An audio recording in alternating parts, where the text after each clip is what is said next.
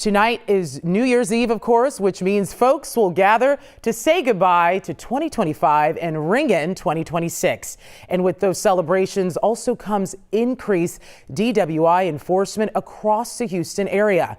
KHO11's Jalissa Garza is live this morning with more on their efforts. Jalissa, what do drivers need to know?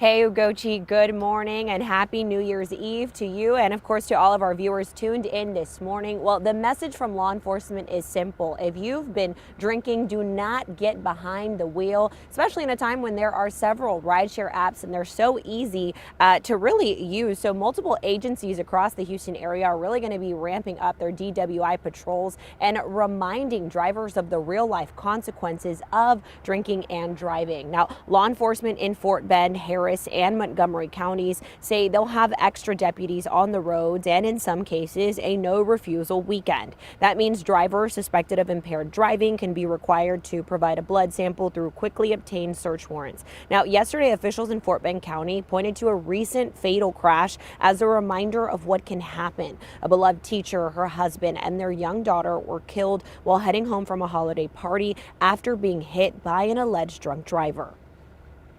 We're not saying don't drink, we're saying be responsible. When you take a drink, it may be the last drink that you ever have.